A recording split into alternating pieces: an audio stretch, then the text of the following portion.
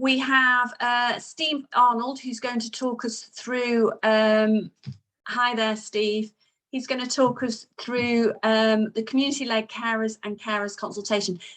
Steve, will you also talk us about yourself and your role and how you work with the Parent Carer Forum and how you'd like to work with the Parent Carer Forum going forward? I think that would be really useful if you could fit that in for me as well. That would be superb. No, that's fine. Can everyone hear me okay? I can't see myself either. I'm using my personal tablet, so it's because it's through Zoom. So hopefully that's absolutely fine. We can see and hear you fine, Steve. Just let Brilliant. Sarah know when you want to move through the slides. You do your Chris Whitty bit. Yeah, I'll start off with, thank you very much for that.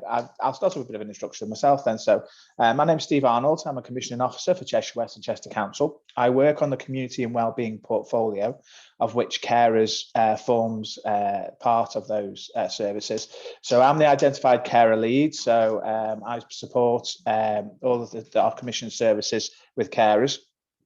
Alongside, you might have met Yolanda Baker, our carer liaison officer.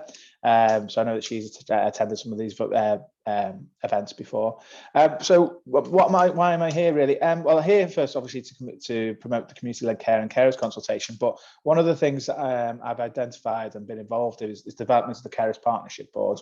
And we see links with the Parent Carer Forum. We really want to build on those strong links with the Parent Carer Forum. And I've attended several of the events. I've had the pleasure of attending several events of the Parent Carer Forum. I'm really impressed with the layout and the presentation of the Carers Forum. And we want to sort of take some of those positive links with the Parent Carer Forum and build on that with our Carers Partnership Board. In relation to carer services, one of my things that I'm really keen to do is hear from the voices of local carers, and we include parent carers within that. I was involved with the development of the all age carers strategy, which I hope everyone's had opportunity to see, and also currently in the development of the carers services moving forward. And I want to see how that, how we can better support parent carers as part of those services moving forward as well, because our joint all age carers strategy looks at parent carers and young carers, and we want to get the services right for everybody. So, and I see a key link with that as being this Parent Carer Forum. So I'm happy to answer any questions at the end of this presentation related to my role or relating to this consultation. I'm more than happy to have those conversations. Okay, so if that's okay, if I can start. So Cheshire West and Chester Council wants carers and residents across the borough to feel valued and empowered and have access to the right support at the right time, and ensure that this support helps people to stay as independent as well as possible for as long as possible. We also want to be able to support carers to maintain their caring role for as long as they wish to do so. Next slide, please. So currently the council provides a range of community-led care services that we commission or buy in from a number of different organisations to support local residents. And these services ensure residents can stay independent, healthy and thrive in the community, but also reduce the demand on more expensive long-term types of care. The current community-led care support services are made up of community wellbeing services, which focus on the prevention and access to good quality information and support to enable individuals to maintain their independence and good health, as well as promoting their well-being. Early intervention and prevention services, which aim to identify people who are currently well but at risk of developing long-term conditions, who will benefit from support that might prevent or delay this. These services also provide support for people with existing long-term conditions who might benefit from early identification and treatment to stop or delay progression to frailty or disability. We also are made up of rehabilitation and reablement services that focus on minimalising disability or deterioration of health conditions or complex social care needs. The current carer support services are provided separately and are made up of the following services, and they are Carer Support Service, which provides comprehensive information, support and advice to carers aged 18 and over. Carers Break Service that delivers breaks and support services, including things like wellbeing breaks, one-to-one support and activities and trips for adult carers. It also covers young carer respite support. Cheshire West and Chester Council, in partnership with the Cheshire Clinical Commissioning Group, grant fund organisation to deliver these services. We also have the Young Carers Service, which provides support for young carers between the age of 6 and 18. It covers things like information and advice, emotional support, and focus activities, as well as training. The community-led care services as a whole are currently provided by over 23 organisations and under 26 different contracts, and carer services are provided by 11 different organisations under 4 contracts. All contracts are due to end in September 2023. This gives us an opportunity to consult on options for the future of those services to make sure they offer the best support possible, and that's what we're doing currently with this consultation. Now, the consultation started in April and runs until the 19th of June. So we're coming towards the tail end of this consultation. So if you haven't already, I would urge everybody to have a look at that consultation, which is on, and I'll provide the links with the slides how people can do that. Next slide, please. So what about the proposed services? Well, the council is proposing that the new service will have 4 key elements of community-led support. First one is community-led support, and that will be community-based services which help to promote and maintain health and well-being with a focus on prevention.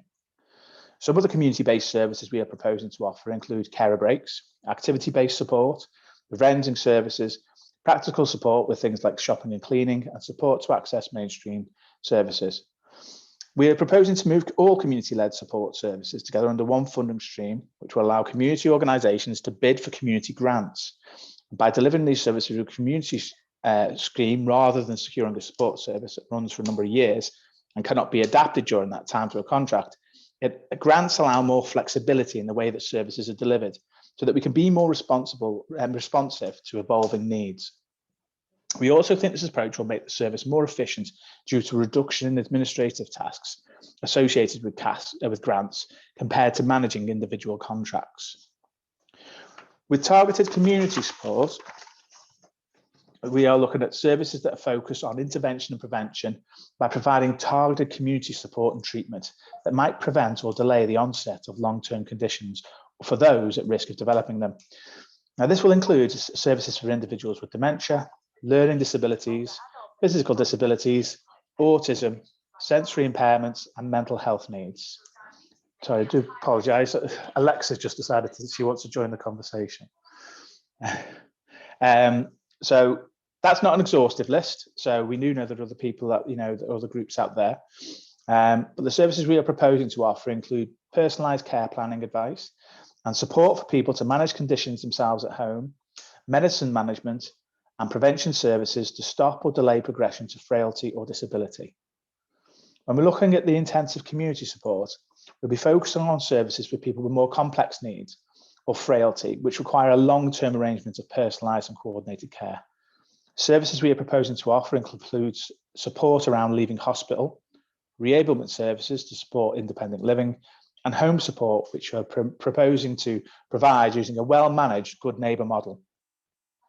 Now, the good neighbour model responds to the needs of local people by providing help with activities such as befriending, home visiting, companionship, someone to go to social events, and other practical support. It's about local people helping their neighbours to enjoy a better quality of life. It will also support the discharge process from hospital by having services in place for those needing low-level, non-care related support on return from stay in hospital who could not manage independently. Other support would also include bereavement support. Now, when we're looking at carers in the community, we'll focus on the needs and the well-being of the carer and what they need to maintain their role. This ranges from information and advice to assessments, carer breaks, specialist support, and access to the Care Well Fund, which will provide criteria-based financial support to carers to help maintain their caring role. Following previous consultations and discussions with carers, we are proposing to have one comprehensive carers service for carers of all ages that operates under a central contact centre to coordinate more localised community services for carers. Now, we've already done quite a lot of consultation with our carers. Hopefully people will remember I was out doing a consultation in October last year where we looked at the carer services in particular. Now, all that engagement that we did there has gone on to further develop the carer service proposal. And I must be very clear that we're not changing anything from what we've been told in October and the development work that was done. That was a very valuable piece of work. But that will now form that lot for carers. But there are further things that we would like to talk about to carers, particularly around accessing services, carers services being access to carer services being linked with an assessment process. Because one of the things that we're looking at is statutory carers assessments being completed by providers. So that single point of access. So when people do come through to carer services, that one of the first things that we'll be offering is that carers assessment. And that will then be used to then triage and what with the level of service that is required for that carer. But we also recognise that not everybody wants to fill out a carers assessment. People don't want to go on a social care register or on a social care records with a carers assessment. So we also recognise that through a tiered approach. So one of the things that we'll be looking at is universal support being available to all carers without a carers assessment. And so that will still give you carers access to information and advice. Excuse me. Information and advice, peer support, access to group support, and the emergency cards all will sit within universal services, which would not require a carers assessment to be completed. Should carers need more in-depth support, excuse me, should they need more in-depth support, one-to-one support, access to carer breaks, access to the care well fund, we do feel that it is then justified to then require a full carers assessment to be completed at that point, so that we can fully analyse and assess the level of support that's needed, or whether actually there needs to be that further support from statutory services involvement at that point. Do apologise. Next slide, please. So how was this developed? So the proposed model, which combines the community-led care, known as the early intervention and prevention services, and carer services, was developed following extensive conversations with service users and stakeholders. As discussed before, I had involvement with the formal consultation on the all-age carer strategy, which was in 2020, where the council led an all-age carer strategy consultation, excuse me, with extensive engagement from local carers, service providers and key partners. We used this information gathered through carer surveys and personal experience of carers to feed through into the strategy itself. Those consultation results of the all-age carers strategy led to the development of a Cheshire West all-age carers strategy, which outlines the 5 key priority areas with the aim of improving the lives of Cheshire West and Cheshire West carers.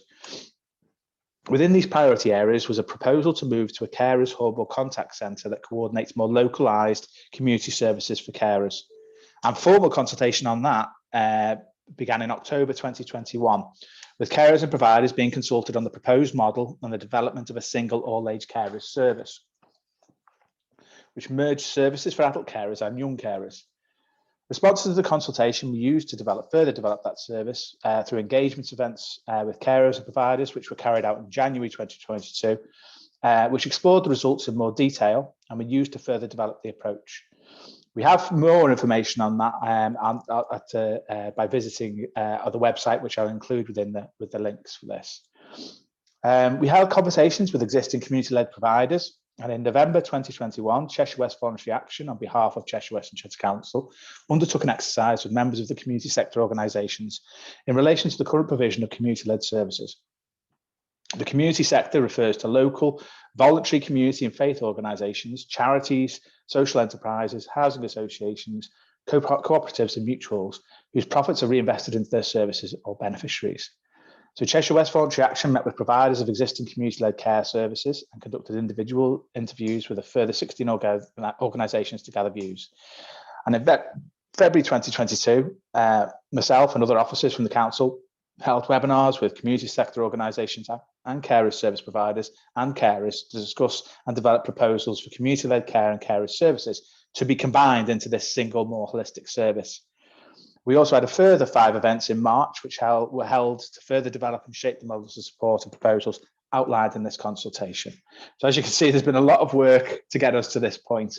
And through all that point, we've really endeavoured to consult with our carers and reach out to our carer groups to include within this. Next slide, please.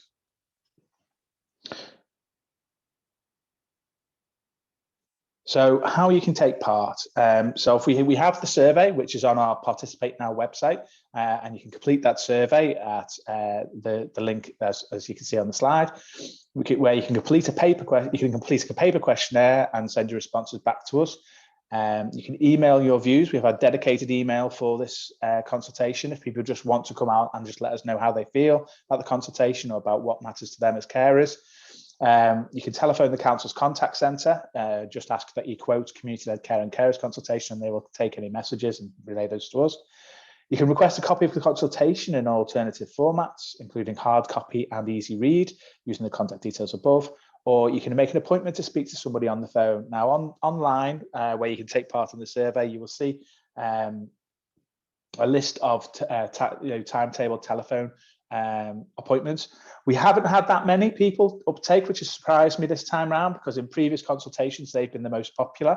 But if anybody wanted to talk to us from this group, any carers, and those times and dates didn't suit, please still let us know when your availability is, and we'll try our very best to work around that. The times that have been put in are dedicated times where we are definitely free. But I would, if somebody said to me, well, I want to talk to you, but those times don't work for me, I'm free, and I was free, I would more than welcome those conversations. I will try and be as flexible as possible for people. What matters to me is getting as many people's viewpoints as possible. So that's the consultation itself. So what happens next? The next slide, please. So findings from this consultation will be used to inform and improve community support services for residents and carers across West Cheshire. They will be shared with the Council's Cabinet in September 2022 to help them make an informed decision about whether or not to implement the changes, which, if agreed, will be made by the 1st of October 2023. The results from the consultation will be available on the Council's website in September 2022, as will the results of all previous consultations. So I can't sort of really stress enough, really, this is an opportunity for carers to let us know what they feel about what we're proposing, about what works well, about what doesn't work well. And I'm happy to capture any of those thoughts now if people would like to make them. I'm open for any discussion or any questions about my role or how we as the council can better support carers. Brilliant, thank you, Steve. I guess for me, I'm going to kind of like take it back to basics. I think that many of our parents who don't see them necessarily themselves as carers. We are, excuse me, it's catching. I've got something in my throat now. I know. We are carers of our children with special education needs, but we wouldn't necessarily put ourselves on as a label of being a carer as well. It's just part of our care and responsibilities of being a parent. Yeah. What advice would you give to our parents about services that are out there? If a parent hasn't accessed any of those services that you've talked about, what would you say the benefits would be for them to kind of reach out and see what's there for them? Well, there's information at the very basic level. There's information and advice through our carers services. They know what is out there and available to carers. And this is something that I'm sort of learning about myself, really, is that role between the difference between carer and carer, because I obviously come from a perspective that you're in a caring role, you were a carer, but I do appreciate there are lots of parent carers who just see themselves as a parent, and this is just what we do. But I would always urge parent carers to start at the process of getting themselves known and having those early conversations, even if it is just to get information and advice about what they're available to. One of the primary ones is around form filling, benefits advice, knowing what they're entitled to. While that's very low level, it can often make a big difference to parent carers. Absolutely. And then having those, sorry. So where would they go to access that information? So if someone was on the call or was watching this back, yeah. I know that Laura talked about this as well as an option. I wouldn't underestimate the need and how much anxiety can be relieved by somebody perhaps in your service directing us as parents to say, well, actually, you're eligible to apply for disability living allowance, even carers allowance, whatever it might be. So how would our families access your services to do that? Well, that'd be through our Cheshire West Carers Support Service, which I think you've had somebody on from Cheshire Warrington Carers Trust previously. So I can provide the links for that at the end of this meeting. I can send those through to yourselves. But it primarily start with contacting our Cheshire West Carer Support Service, and they will talk through your caring situation and help you with information advice at those early stages. And they can also help flag up whether actually they feel that you may be eligible or have some support from statutory services, because they deal with carers all the time. They know the level of carer support needs that people are eligible for. So they would be the very much the starting point, and they're accessible through email or via telephone. And like I say, that's the world that they operate in as carers. So they're very knowledgeable in that area. But they can then also let you know about what other services there are available in that area that you may want to benefit from. Our Cheshire West Carer Support Service is made up of a number of different partner organisations, but the main lead one is Cheshire West Carer Support, Cheshire and Warrington Carers Trust. But we also have links with Alzheimer's Society, Opal, who support in our rural communities. We've got Crossroads, who offer respite support. Now, I know that parent carers often access respite support through other avenues, and I'm starting to look at how those all link together as well. So moving forward, I want to build those better connections between our young carers services and our carers services. That's a real focus for me moving forward. Okay, brilliant. And one last question for myself before I actually go on to what the families might be asking out there is about eligibility and criteria. You touched a little bit about, some services you don't need to have any kind of eligibility criteria, and others you do. When you talk about that, do you talk about whether or not you are currently receiving carers allowance? Is that what you mean by that, or is it something different? No, so when we're talking about coming through for universal services as we see them, is every carer is eligible for a statutory carers assessment. Now, I know for parent carers, I'm starting to learn that that's often done as part of the review for the young child or the person with care needs. So even as parent carers, you should still have your needs assessed, your own needs assessed. How that's done differs, I think, from children's to adults, and that's what I'm starting to get my head around about how we can get that a bit more joined up. But for adult carers, they under the Care Act 2014, they're eligible for an assessment in their own right. So under that, so they can have a social care assessment, which looks at how the impacts of that caring role can affect them as individuals. So, and that then looks at then what level of need. There may be that there is no eligible need for the person themselves. However, there may be some low level support, or they may direct you then to carers services to have some of those needs met. So when we look at eligibility, no, it's not around whether they're in receipt of carers allowance. If they're just in a caring role, because the carers services is open to, say, somebody that doesn't have a dependent themselves, but actually helps a friend down the road, and who that person, if they weren't supporting that individual, they wouldn't be able to manage, but they are still classed as a carer. They may not be a blood relative, they may not be dependent, but they are somebody within the community that if they weren't supporting that other person in the community, they wouldn't be able to cope. They would be eligible to come through as a carer. So that's why we have to ask questions around what the level of caring role is, on the impact if they weren't doing that caring role, maybe on the individual who's being cared for. That's the level of criteria to access our carers services. Brilliant. Okay, thanks, Steve. Okay, please do feel free to put some any questions that you've got in the chat for Steve, or if you want to raise your hand, then that's absolutely fine as well. We have one question: is Yolanda's proposed service prevention and early intervention is just around carers, or is it about overall physical, mental and emotional well-being outcomes as well? So are you talking about in the consultation perspective? Yeah. So we're looking at early intervention and prevention. I think. Tell me if I'm wrong, by the way. So what I was getting from that really is the early intervention and prevention sides of things is looking at everybody. So you may have a parent carer that actually cares for somebody, but also has needs in their own right. So they may access support for mental health, or they may access support for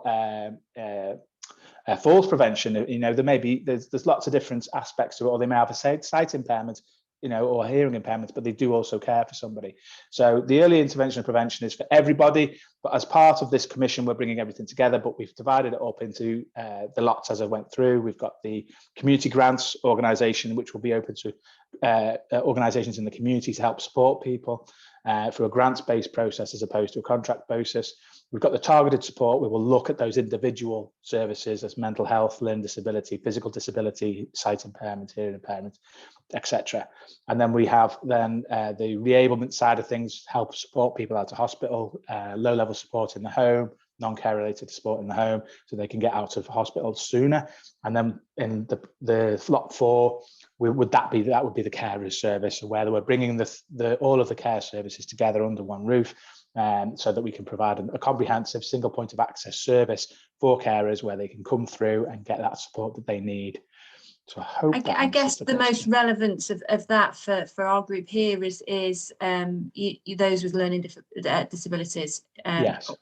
And how they're actually supported. Really, that's probably the target audience here. Really.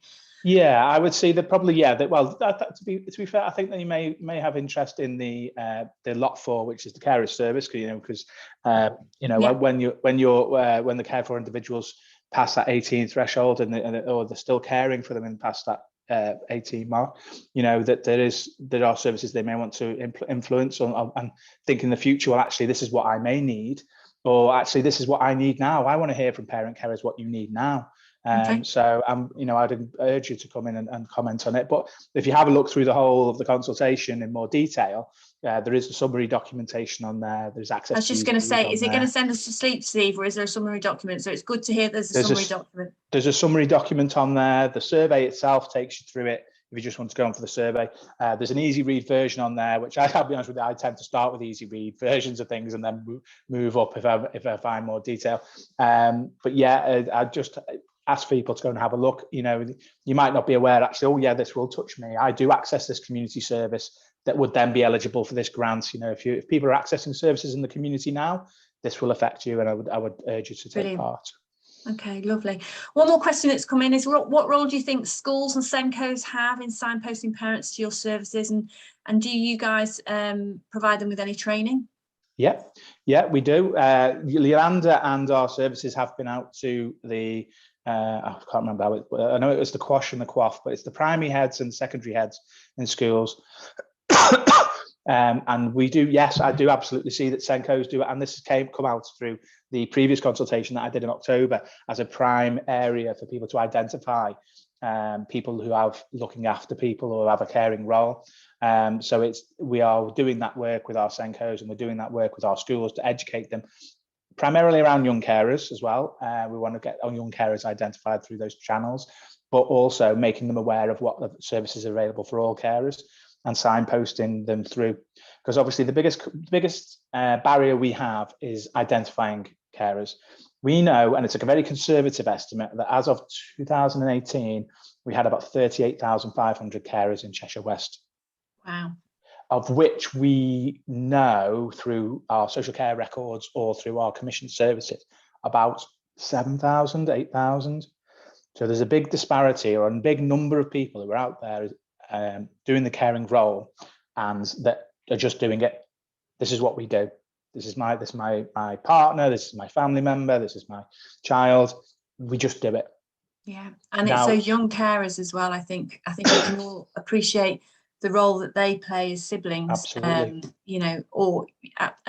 So yeah, it's important to make sure if there's support out there, that everybody's aware of it. So very much so, and we're trying to we're really trying to focus on that element of it when we bring about siblings, that that if there are lots of young carers that are siblings to adults with autism, with learning disability, who are just getting on with it and just do it. But actually there are services out there to support it, whether that's through our commission services, which is delivered by our Crossroads Together Young Carers.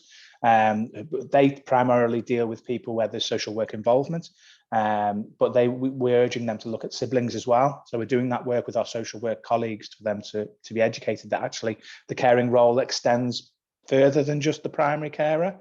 Mm-hmm. And actually there's secondary carers, there's siblings who may be young carers. So we are doing that education work with our colleagues. But we're also looking as well, you know, there's also non-commissioned services through Cheshire Young Carers who are also able to support any young carers that don't fit the criteria for commissioned services. Can I just ask you to do something? I've just noticed Rage Fitness have put their link in the chat. Would you be able to do that? Would you be able to put the where your website link or the link to Live Well services so that everybody on the call today can try and pop that on for you now, so that would be superb. So thank you very much for your time, Steve, and for all of those of you who are accessing the services. We're all carers. I do encourage you to go and have your voices heard again. So that would be fantastic. And Steve, I know that we're going to work alongside of you going forward to make sure that we're raising the profile of the work that you and your team are doing. So thanks ever so much for coming along today. I appreciate it. No, thank you very much. I'll also pop into the chat the engagement email, which is a dedicated carer email. So if carers did have any questions, that is monitored daily by Yolanda, our carers liaison officer. So, you know, we can help direct people to the right places or try and help where we can. So I'll put that in as well. Brilliant. Thank you. Thank you very much.